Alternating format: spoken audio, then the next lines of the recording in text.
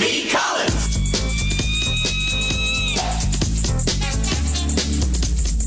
Peter B. Collins, news and comment.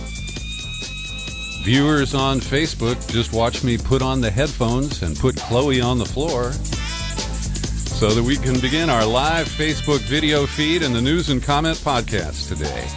As usual, I'll be taking your phone calls, and if you want to jot down the number, you're welcome to call in at any time, and we will chat about the news that I'm covering today.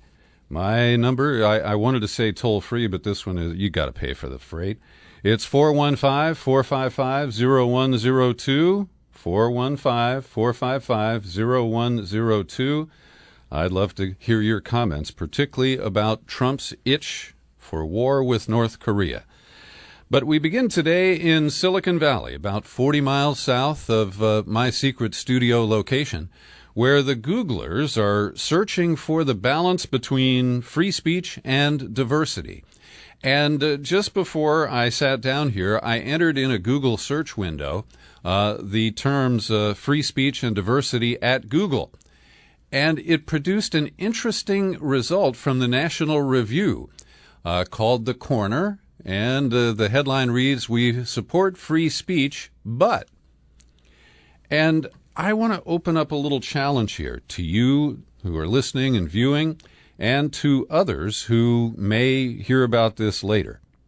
And that is, I encourage you to follow the link in the show file for today's podcast and actually read James Damore's statement.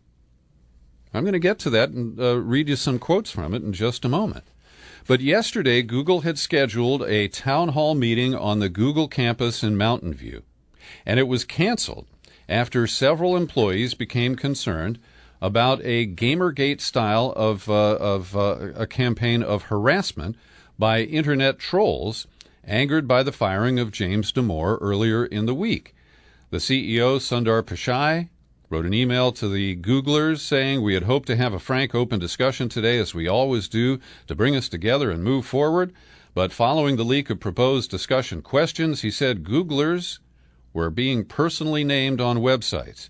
Googlers are writing in," he said, "concerned about their safety and worried that they may be outed publicly for asking a question in the town hall."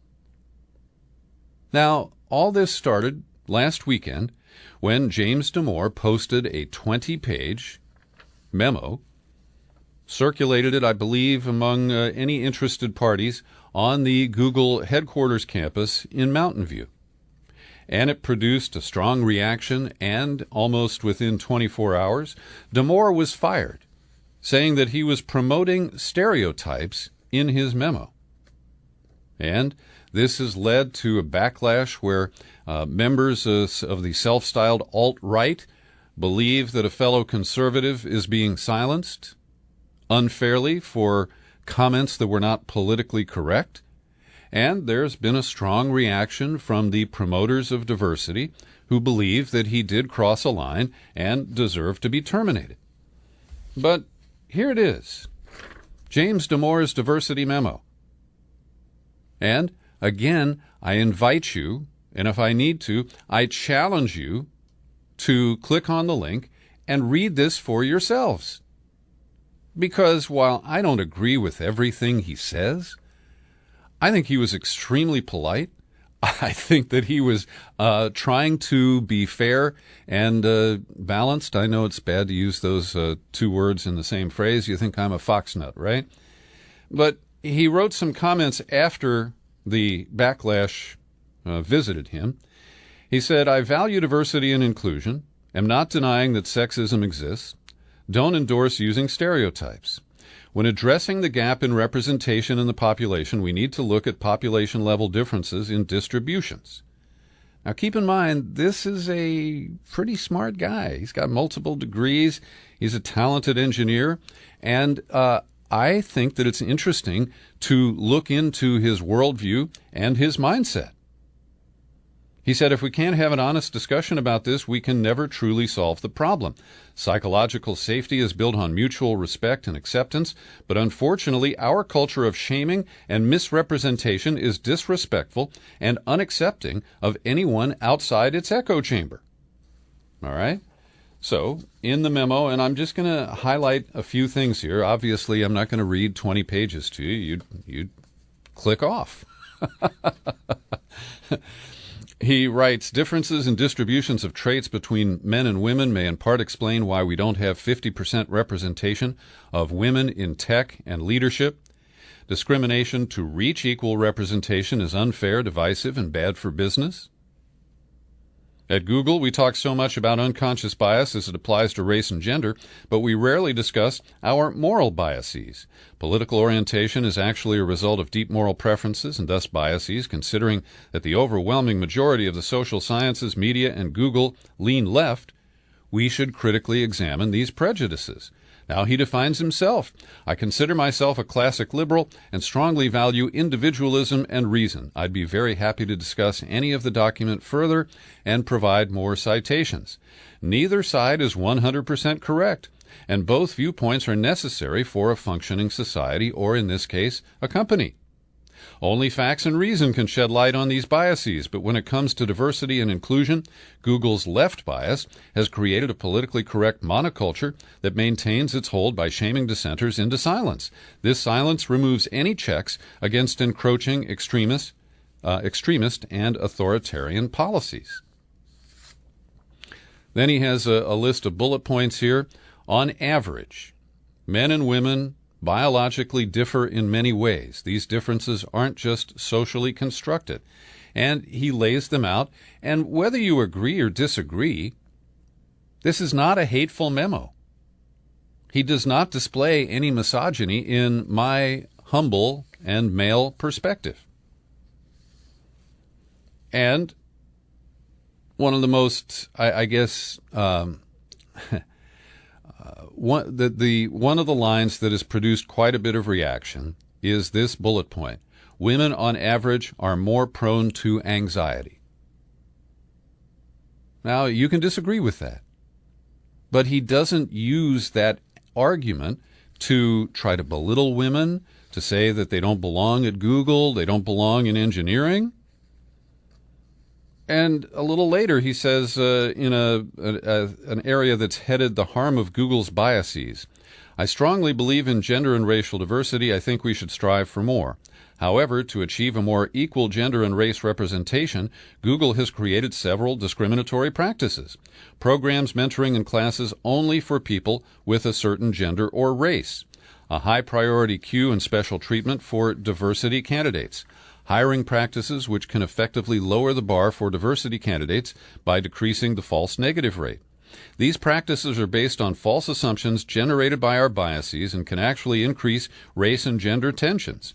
We're told by senior leadership that what we're doing is both the morally and economically correct thing to do, but without evidence, this is just veiled left ideology that can irreparably harm Google.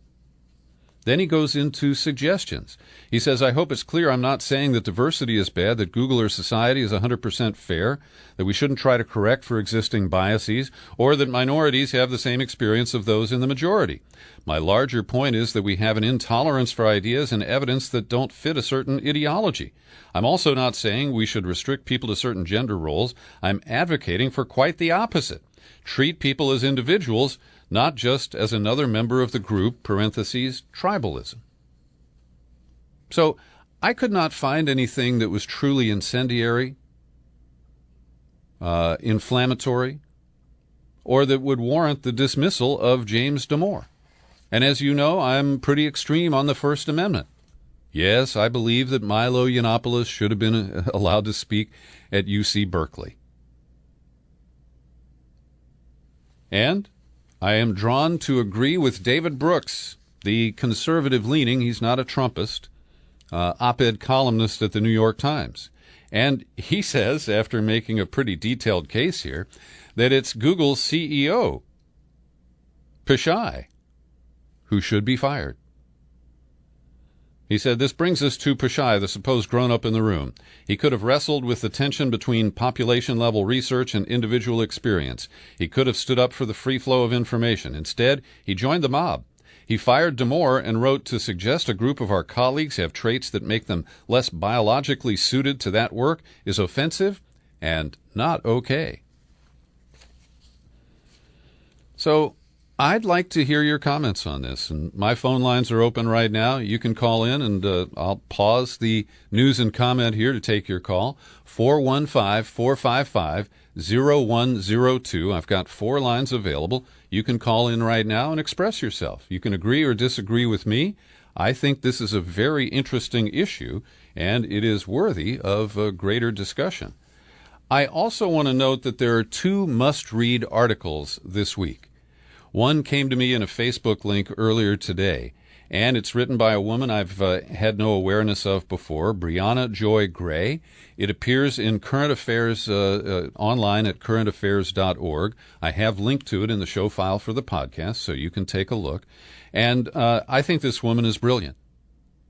She takes on the issues of identity politics and the use of identity politics as a weapon against people who don't conform to the norm of a particular group.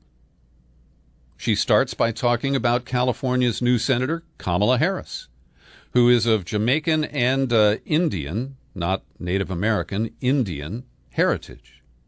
And because she is a woman of color, people project a lot of things on Kamala Harris. And lately, progressives have politely expressed some of their disagreements with Kamala Harris. The pushback then comes that you are racist, that you are anti-woman, that you are trying to impose your progressive worldview on this individual. And I really encourage you to read this piece. I think it's a fascinating look at the identity politics that drove the 2016 campaign. And in particular, she focuses on people of color, for example, who supported Bernie Sanders and who were dismissed as part of the Bernie bros. Even women of color were lumped together with Bernie bros. And there are fair criticisms of Kamala Harris. She was the Attorney General here in California and failed to crack down on IndyMac, the bank run by Steven Mnuchin, who's now, Secretary of the Treasury. Mnuchin made a contribution. The only Democrat he supported in 2016 was Kamala Harris. And so there are legitimate policy differences. And I exercised a similar process last year about Hillary Clinton. And I was called a sexist and a misogynist because I honestly told you I couldn't support Hillary Clinton because of her hawkish policies, because of her track record as a senator and as the Secretary of State. I lost a lot of female subscribers and listeners, and I was, called a misogynist in comments that were posted online. And the Sanders campaign, where there was a strong component of African Americans and African American women who rejected Hillary Clinton in favor of the progressive policies of the white guy from Vermont. And so I really encourage you to read that piece, and I'd like to hear your reactions to it. I've got a caller on the line. Who's this? Welcome to the Peter B. Collins podcast. Yes, Peter B., Jason Spitzer in San Jose. How are you? Hi, Jason. Great to hear from you. Right there in Silicon Valley. That's right. And so not too far from Google, actually. I'm actually at work, but I was taking some time out to listen to the show. Thank you. I just had a quick question regarding this firing at Google. And I agree with you. I agree with David Brooks. I think Google wimped out. I think their management wimped out. Mm-hmm. It was maybe a teachable moment when they could, have an internal discussion about this issue. And I agree that the memo was quite civilized and I think he had some bias there. I also don't agree with everything in it. But wait a minute, Jason. Are you saying you've actually read this memo? I did read the memo. Yes, because I want to echo Connor Friedersdorf, who writes at The Atlantic, who said that never have so many people made off-base comments about a document that is widely available. And all you got to do is take a few minutes to read it. But we've seen a lot of people, and it's this kind of Facebook reaction, where you see a headline and you just say, oh, I don't like that. Or you see a headline that is pandering to you, you say you like it, but you never actually click and read the article that underlies it. Right. Yeah, I'm not completely without sin in that regard, but I do try to read what I form an opinion about first. Mm-hmm. here's the thing though, is he did it at work, and it's on company time. It was circulated within the company. That's my understanding anyway. It puts Google's management on a spot. Had he done this outside of work, had posted this on his own blog or something like that, and had Google gone after him after doing that, I'd call that clearly in the wrong. And there are a lot of corporations that would go after somebody publishing something on their own time. California is an at-will employment state. They can basically get rid of you for any reason they want to, and the employee has a little recourse.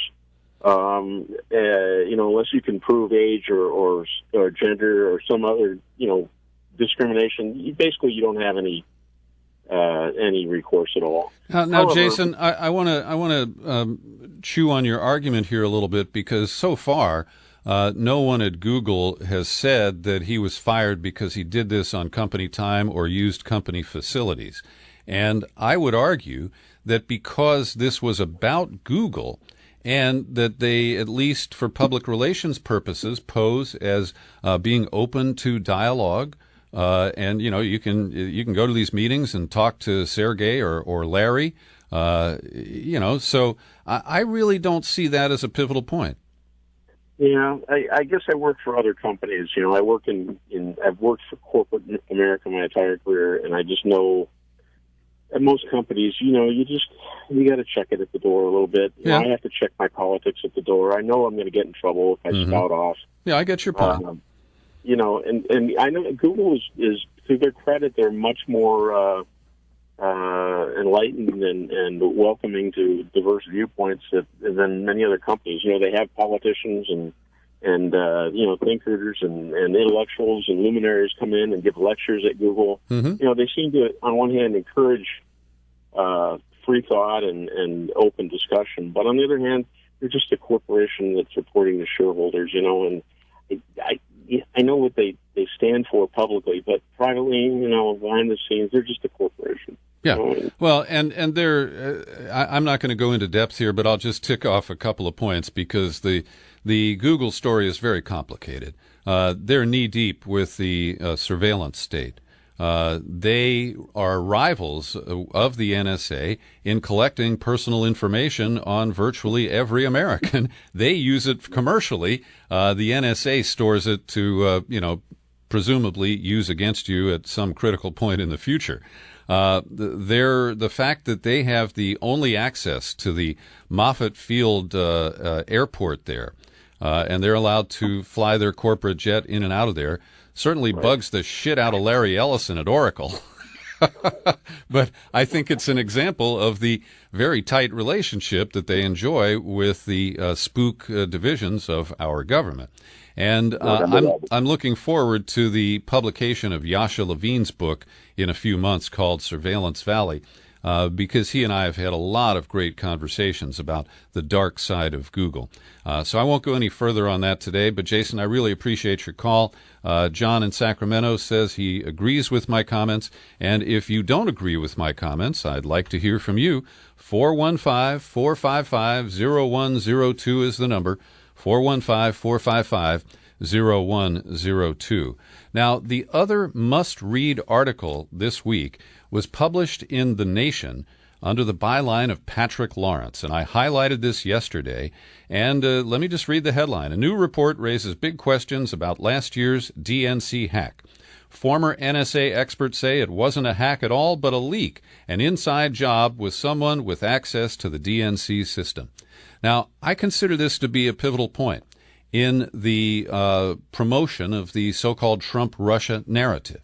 As you know, I've been skeptical about this idea that it was an outside hack and specifically a Russian hack because my colleague, my interview source, Bill Binney, the former technical director of the NSA, who is a major player in this Nation article, he's the one who told me that the systems were in place and the NSA could have identified hacking activity, but not leaking activity. And the forensic information that has recently surfaced that has been augmented by the work of veterans intelligence professionals for sanity, Bill Binney's a member of that group, along with Ray McGovern and many others. They, I think, are really cracking the hold that the Trump-Russia narrative, which again has no public evidence to support it, it's based entirely on anonymous leaks, and it's been a ping-pong game between the corporate television outlets and the New York Times and the Washington Post to see who can anonymously leak the biggest story about Trump and Russia. And as you know, I await evidence for that, but there is actually some evidence to support the notion of the insider leak. So I encourage you to read this important article in The Nation. And one of the things that tickled me is when I got in the car this morning and turned on my AM radio, Rush Limbaugh was in the middle of a rant about the report from Veteran Intelligence Professionals for Sanity and the leak versus hack argument. Now, that plays to Rush's bias. He wants to defend Trump. But I am waiting for the day when Ray McGovern and or Bill Binney are invited as guests on Rachel Maddow's show, and she gives them that whole A block, the 21-minute segment at the top of the show, so that they can have a polite discussion about the differences between their arguments about the leak and Rachel's assertions, without evidence, that are now treated as fact, that it was a Russian hack. So I sent an email to Ray McGovern. I said, hey, Ray, I dropped in on Rush Limbaugh about 45 minutes into his second hour today. He was talking about the VIPS report on the DNC leak, painting the group, your group, as a far-left forensic group founded by Ray McGovern, and Rush called him a cross-dressing street preacher. I'll continue to quote from my email to Ray. He said the last time we'd heard from VIPS was during the Valerie Plame case. That's not true. And he added something about how VIPS is a group of Putin lovers. And I told him, you might want to find a recording, catch the whole sequence, and maybe you can threaten a libel suit or demand a correction. And I said, in any case, the tide is turning in the debate over leak versus hack. And to reprise what I just said, the tipping point will be when you're invited on Rachel Maddow to offer arguments and evidence for the leak scenario. And Ray did reply. He said that he was kind of, pleased that Limbaugh's paying attention. And while he's not a cross-dresser, he does acknowledge that he's kind of a shabby dresser. I also want to note on the same subject that we have a very smart listener in Switzerland, Olivier. And he said, Peter, although I would also guess just like you that the DNC data was moved out by an insider, I think you should mention the analogy between leaving Cyrillic words in a file and leaving certain timestamps in a file. He says these traces can be interpreted as being clues to the identity of the data thief, and they also can be manufactured intentionally in order to sidetrack such an identification. Now, I agree that the timestamp thing is more probably legitimate, but strictly speaking, this all lives on a spectrum of possible fakeries. I think you should mention that possibility, even if it is small, just like you mentioned that the Cyrillic traces are possibly fakes. You can ask Bill Binney, is it possible to fake these timestamps? The answer, in Olivier's opinion, is yes, and I think he has a point there. And I don't consider the forensic work that has been done so far to be conclusive. I think it is directive. I think it directs our investigation. And what's fascinating about this article in The Nation is that Patrick Lawrence never mentioned Seth Rich once. Now, is that a calculation on his part to avoid being pilloried by people claiming it's a conspiracy theory? Or is that simply because the evidence didn't lead him in that direction? But to me, the unexplored angles that have been left to get cold by all of the preoccupation with Russia as the lead suspect are Seth Rich, who had the means to conduct this, and if we can believe Seymour Hersh, there is information that the FBI has from Seth Rich's computer that showed that at minimum he contacted WikiLeaks and sent them some samples. Secondly, we have the case of the House IT consultant Imran Awan, who was working for Debbie Wasserman Schultz, had access to her iPad that she used for all of her DNC activities. He is a likely suspect, in my view, as well. And yet the corporate media, I laugh when I flip on Rachel Maddow's show at night, And I just ask myself, how long will it be before she mentions Russia? And it's usually about 15 seconds. Now, one of the upshots of the whole wrangling over the 2016 election, if you're a regular listener or viewer on Facebook, you know that I believe the election was manipulated and rigged, and that Hillary Clinton actually won despite my lack of support for Mrs. Clinton. And it was rigged by the interstate cross-check list, by the photo ID laws in a number of red states, and by a lot of other activities by the Republicans, including the Trump campaign's use of Cambridge Analytica, which often goes less noticed. But because Trump claims that he actually won the popular vote as well as the Electoral College, he formed this fake voter fraud commission. Now, you and I know there wasn't any major voter fraud, and it certainly didn't rise to the level of flipping the outcome of the election. But we got Chris Kobach, who ran the interstate cross-check list as Secretary of State of Kansas. He's running for governor there. He's running this commission. Mike Pence is nominally the head, but Kobach is in charge.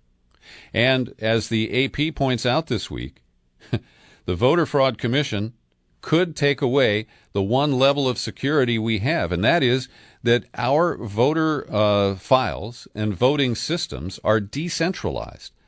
They're not only different in each of the 50 states, they're different in different counties in those 50 states. And while this is a deficit in certain ways, it's also a security buffer, because you got to hack all 50 states, and some states have almost 200 counties. But if the states respond affirmatively, and most have rejected the call from the Kobach Commission to share all of their voter files with this national task force, well, then the list would be just in one place for easy access by hackers of any kind.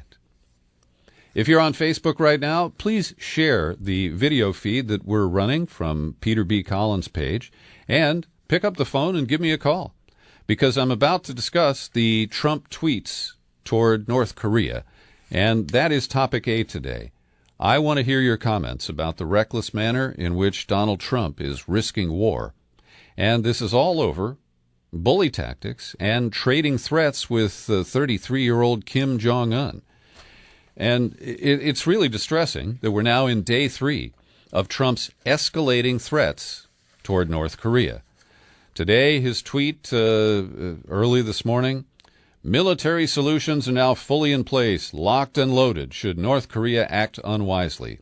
Hopefully, Kim Jong-un will find another path. This is so dangerous. And by giving the world stage to Kim Jong-un, by putting North Korea on equal footing with the United States, and by engaging in these adolescent-level threats, where Trump's bluff has been called.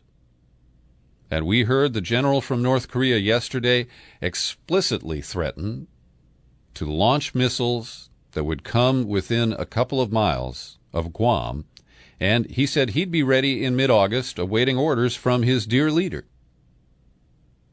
Now, that's a very explicit threat.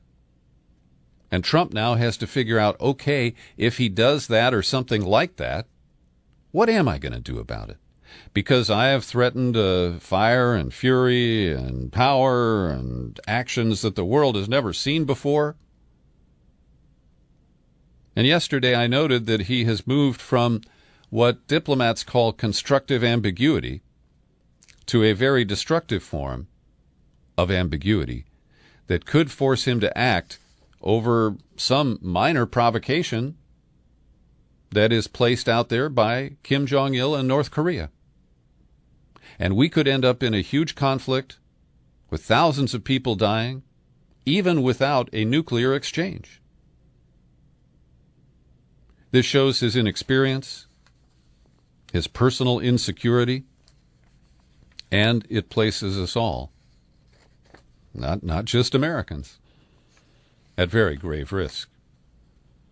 And despite the tensions, the U.S. and South Korea say that they intend to go ahead with the annual sea, land, and air exercises, the war games that we conduct on an annual basis. These are going to happen in the around the 21st of August. It'll be in the region. And I believe that if we had a reasonable president, he would launch negotiations based on suspending these war games.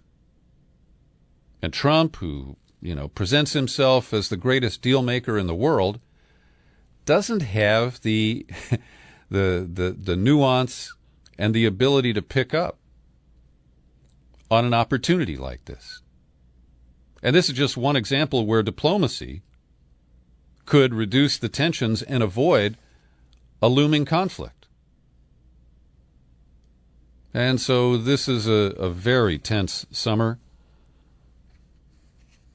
In China, according to the New York Times, they're dismissive of Trump's threats. And they have a term called Kaopu, if I'm pronouncing it correctly, which means reliable. And they describe Trump as Bu Kaopu, which means unreliable. His statement this week about North Korea was something that only deepened that perception in China, according to analysts. Quote, the Chinese don't like North Korea's nuclear program, but the current situation does serve their longer-term interests in eroding American leadership because it provides a whole new set of circumstances in which America shows its weakness. That's a comment from Australia's former senior defense strategist, Hugh White. Now, White went on to say that too often the U.S., and this is his perception, the U.S. has declared it would use force, like to stop China's expansion in the Spratly Islands, like the so-called red line about chemical weapons that Obama drew in Syria, and that when we make threats and then don't act, we do seriously undermine our credibility for future confrontations. So I'd like to hear your comments about this. My lines are open for you right now at 415-455-0102. 415-455-0102. This is why I do the Facebook Live video feed. I don't think people are that excited about seeing my talking head at the secret studio. But this is a way that we can go live. It's accessible everywhere in the world where Facebook is, and to almost every device. So I encourage you to express yourself. This is your opportunity to comment on the issues that are before us right now, and I'd like to hear from you at 415-455-0102. Oh, and Marco says he likes my fancy graphics. Yeah, thanks. Also, Trump has been on a media binge. He hasn't held a formal news conference, I think, since February. But at his golf club in Bedminster, New Jersey, he called in the media, and then he wouldn't stop talking. And Sarah Sanders, his press secretary, kept holding up a sign that said, last question. But he kept going. He continues to attack Mitch McConnell, his nominal Republican ally and leader of the Republican majority in the Senate. And I can only say that when Republicans are fighting, it puts a smile on my face. Also, Trump, in an attempt at humor or irony, when asked his reaction to Vladimir Putin's decision to eject a bunch of Americans from the U.S. Embassy in Moscow and to also to force out a whole bunch of Russians who worked there as employees of the United States. And so instead of, threatening to take other efforts to sanction Russia, Trump kind of surprised people. He said, well, I want to thank Putin because we're trying to cut down on payroll. And as far as I'm concerned, I'm very thankful that he let go a large number of people because now we have a smaller payroll. Well, that's an interesting dodge, actually. And he also told reporters that he hasn't given any thought to firing Bob Mueller as the special counsel. That's just fake news from the media in this country. Now, it's interesting to see, as I have been reporting to you here on the podcast, that the U.S. media aligns with the government in presenting only negative reporting about Venezuela and the Maduro government, because it's socialist, because it is the successor to Hugo Chavez, the U.S. Just has a blind spot here. And by imposing these sanctions and alienating Venezuela further, we've just created a new opening for Moscow. And Putin is described as conducting negotiations to help bail out the Venezuelan economy by buying oil from the state-owned oil company PDVSA. And this is really the long arc of American bad foreign policy in our own hemisphere. It started with Cuba, where we decided that by freezing out Cuba, we would teach them a lesson. Well, all it did was thrust them into the arms of Moscow and to, a minor extent, to China. And they went on to build their own kind of socialist/communist axis around the world. And so we believe that we're so cool and we're so powerful and we're so right that we can impose our ideas on other nations. And this is a stunning example of how that backfires. Even Republican senators are urging Trump not to extend sanctions to the oil sector because it would hurt both American crude refiners and force Venezuela to default on its debts, handing over oil assets to Russia, who holds the collateral on a lot of their heavy industry infrastructure in Venezuela. Israel has announced that it is building a new wall around Gaza, the open-air prison where millions of Palestinians are trapped. This new wall will be below ground. They're planning to go like 150 feet down. It's going to cost over $1 billion. And they believe that by building this new barrier, it will prevent tunnels from Gaza into Israel. And anybody with half a brain knows that you can tunnel into the earth as far as you really want to. And that if Israel puts a 150-foot barrier in, Palestinians will dig a tunnel that's 160 feet down. And I remind Israel of the Maginot Line. It was constructed on the border of France and Germany after World War I. It was a series of heavy artillery facilities, but the French made a huge mistake. The rotation on the artillery was not 360 degrees. I think it was less than 270. And when the Luftwaffe overflew the Maginot Line and then came in from behind, the Maginot Line cratered almost immediately. There's a lot of excitement in Wisconsin because Foxconn, the manufacturer and assembler of a lot of computer components, including all of my Apple toys, they have pledged to spend billions of dollars and build a huge factory in southeast Wisconsin, described as a high-tech campus the size of 11 professional football stadiums. They're promising to hire 13,000 people. But in Wisconsin, which is now a Republican machine state run by Scott Walker and the Koch brothers, they have offered subsidies to Foxconn that will cost the state $19,000 per job created every year. And a financial neutral analyst predicted that it would take taxpayers until 2043 to recoup the losses from the special deals that are being offered to Foxconn. And we're told that even the Republican leader of the lower house, Scott Fitzgerald, oh no, he's the leader of the state Senate, the upper house, my apology, he said he doesn't know if he has the votes to approve this deal in its current form. And I would submit that Foxconn is highly unreliable. They have dangled the prospect of American manufacturing facilities in multiple locations on multiple occasions. And this is just the latest. Will Foxconn actually follow through and build a single factory and hire a single employee in Wisconsin? I think that's a fair and open question. If you're watching on Facebook, this is the Peter B. Collins Podcast live video feed. I've got lines open if you'd like to comment. It's just like talk radio. You can call in. You can talk to me. You can argue with me. It's always more fun when people disagree. You've heard me talk about a range of topics here today, and I invite your reaction. 415-455-0102 is my number, and this is the last Facebook Live for the next few weeks. I'm going to take some vacation.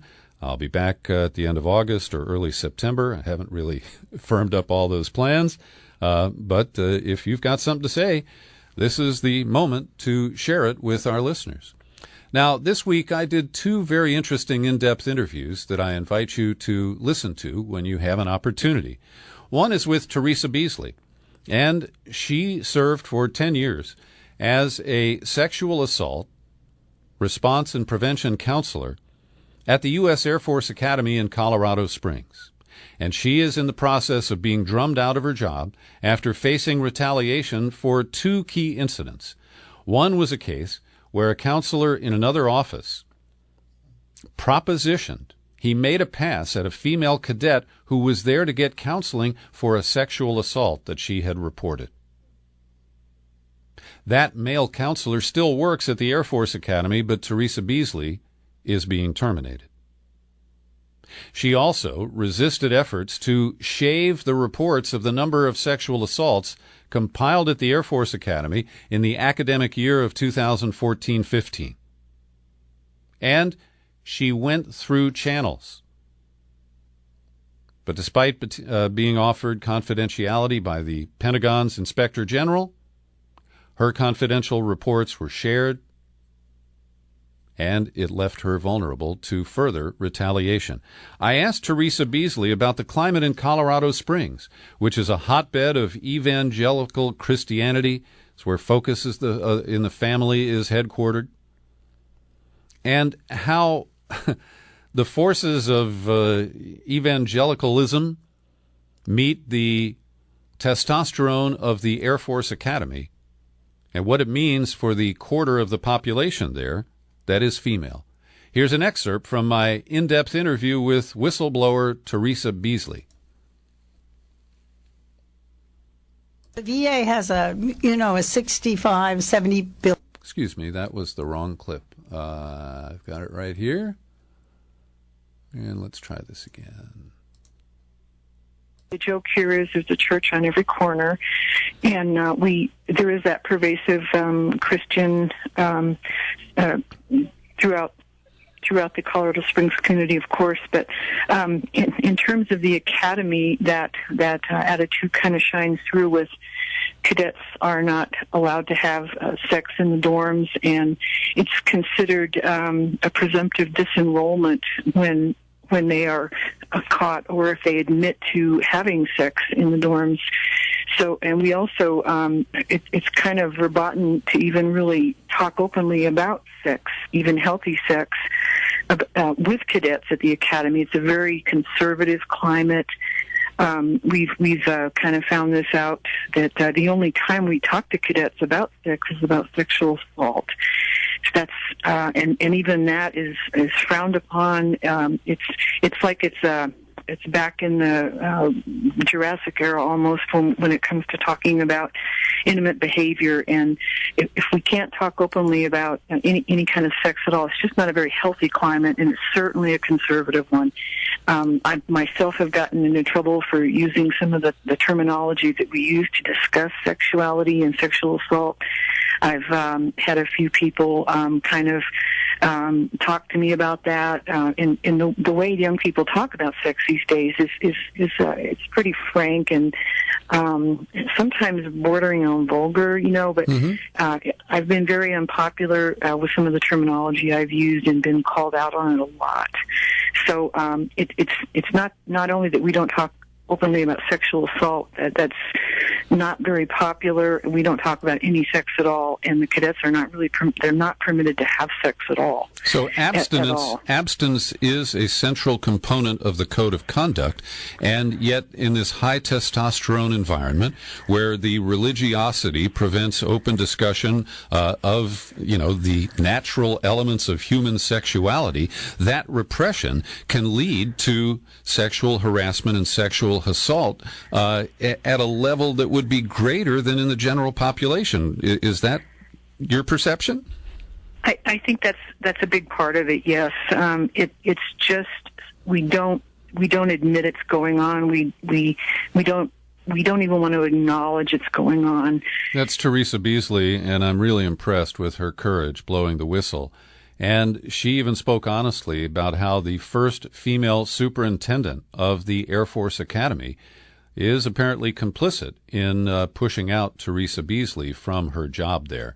I invite you to listen to the full interview. It's available for my subscribers today at peterbcollins.com, at iTunes, TuneIn, Stitcher, Spreaker, and many other outlets where you can find my podcasts. Got a caller on the line here. Who's this? Hi, it's Kyle here in Topanga, your regular caller. Hey, Kyle. Welcome back. Good to talk to you.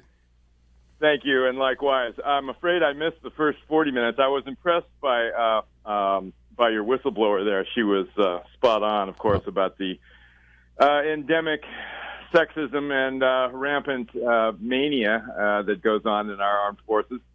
I'm interested, though, in knowing if you talked about the North Korea craziness. I'm sure you did. Yes, we did. And basically, it's gotten to the point where I was thinking about paying my rent today, and I suddenly realized I should check the news first to see if we're on the edge of World War III. Well, there is a gallows humor, and, I think people in Guam and Hawaii are feeling it probably a little more intently than people in California. But let's be real, Kyle. Okay? Yeah. Kim Jong-un is a young thug, a punk, who is, eager for world attention. And Trump has given it to him. He's elevated North Korea to the level of the United States on the world stage. And by trading threats with this guy and having his bluff called with this explicit threat to attack Guam, or at least to launch missiles close to Guam that would fly over Japan, it's put the U.S. in a bind, and Trump now has to figure out how he may make good on these threats. I also mentioned that the U.S. is intent on carrying through the scheduled war games with South Korea that will start around the 21st of August. Now, the general from North Korea who made the threat about Guam said that he'll be ready by the 15th, and he's just waiting for orders from the dear leader. What I posited is that if Trump were a different person, and I'll say, I objected to Hillary Clinton's hawkishness, and it's a big reason why I couldn't have supported her last year. But if she were in office right now, I think she is nimble enough to say, we could delay these war games as a chit to begin some sort of talks or negotiations with North Korea. And I'd get Dennis Rodman on a plane tomorrow, maybe with an adult like Bill Richardson, the former New Mexico governor and UN ambassador who has negotiated with North Korea in the past. And I would begin some initiatives. But Trump is only, a reactive guy who thinks about his own ego, his own insecurities, and how he's got to talk like he's 10 feet tall. And this is a recipe for big disaster, Kyle. Well, absolutely. I'm wondering, and I just put this thought out there to see if it can resonate out any further. If the rest of the whole world, which of course has a very big stake in all of this, if the rest of the world isn't willing to at some point say to the United States, and I suppose to North Korea as well, guys, you have to stop now, and make it clear that by whatever means necessary, and I'm talking about the entire rest of the world, that they actually unite to say, okay, you want sanctions, you're going to get sanctions. And we're talking serious action. But Kyle, here is where Trump repeatedly pisses on himself. All right? Yeah. Because he actually achieved something, okay? He and Nikki Haley, the philandering, or at least former philandering governor of North Carolina. Now we're back to that again. Funny how that comes around. She got the Security Council 15-0 to pass this new package of sanctions. I'm not a big fan of sanctions, but it's a meaningful, iconic statement that China did not abstain or veto that resolution. And instead of allowing that to work its course, whatever it might be, Trump is responding to, a couple of taunts from Kim Jong-il. Kim Jong-un. Sorry, I got my il and my un mixed up. It's easy to do. Yeah, it is. Well, so here we are at the end of the world or something. I personally don't believe that we're going to get nuked, and that's why I'm going to go down and pay my rent. So we'll end on a positive note. Good, Kyle. But, yes, sir. All right. Thank you for the call. I do appreciate it. And by the way, I see on my Facebook page that Barry Lynn may still be watching. Barry, if you're watching right now, would you call in? I'd like to talk to you. Here's the number, 415-455-0102. Barry Lynn is about to retire as the executive director of Americans United for Separation of Church and State. And he is a great guy who I've known for a long time. I'm tickled that he's connected up on Facebook today. And Barry, if you're still there, call in. I'd love to talk to you. Now, in Texas, very interesting developments as the right-wing conservative Republican legislature and Governor Greg Abbott are chomping at the bit for their own transgender bathroom bill. And what we're seeing is that while liberals don't matter in Texas, corporations do. And corporations that got burned by the North Carolina transgender bathroom ban are exercising their muscle in Texas. And this could be a case where business leaders are actually able to promote progressive policies where the political system is failing. So, according to a Republican chair of the House State Affairs Committee, Byron Cook, corporate America is stepping forward, speaking loudly about the fact that this will have a chilling effect on business opportunities in this state. I'm hearing from many more major corporations about this bill and the effect it will have. Well, whatever it takes, I hope that bill is defeated. And also, Trump, in some of his comments, defended his tweet about banning trannies from the military. And I'll note that there has been no published follow-up on that. There's no directive from the White House. The Pentagon has not taken any steps to make any changes in the treatment of transgender personnel. And so there is a lawsuit of 5 service members. I don't know how you sue against a tweet that has not been turned into any form of executive action. Sarah Palin has brought a lawsuit against the New York Times and is gaining some traction. This relates to an editorial that was published back in June on the same day that the gunman opened fire at the baseball field and seriously wounded Representative Steve Scalise and others. And the editorial that was published mentioned that Sarah Palin, during the 2008 campaign, was vilified for using images in campaign ads that related to guns. There were views through a sighting device like a telescopic sight, and I believe there were images of targets that were used. This was all aired out after the shooting in Arizona that wounded Congresswoman Gabby Giffords. And it was published in the New York Times, articles that said that there was no connection between Palin's advertising and the crime in Arizona.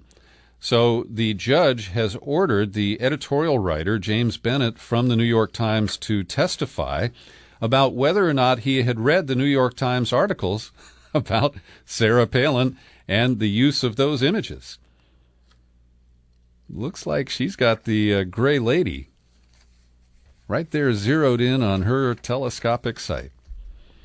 And finally today, I want to note that I am a fan of political theater. And I want to give 2 thumbs up to, what is his name, Brar.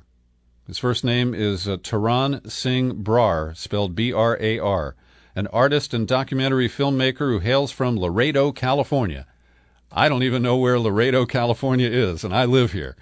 Anyway, he is the guy who ordered up an inflatable chicken from China. It's Chinese-made. And then he put a special edition on it, an orange mop on the head of the chicken, so that it instantly causes people to think of Donald Trump. So it took him 4 months to get permits from the National Park Service and to bring this to Washington, where he inflated it on Wednesday within view of the White House. He was actually off the White House property on what is called the ellipse, but the White House and the Washington Monument were in the background. And Brar's message is that Trump is a chicken. He's a weak and ineffective leader. He's too afraid to release his tax returns, too afraid to stand up to Putin, and he's playing chicken with North Korea. We need more of this kind of expression. Can you get to work on something over the weekend and email it to me by Monday? Thanks for listening, and thanks for watching on Facebook, my daily news and comment podcast. It's available on YouTube. Check it out. Happy trails to you until we meet again. Happy trails to you. Keep smiling.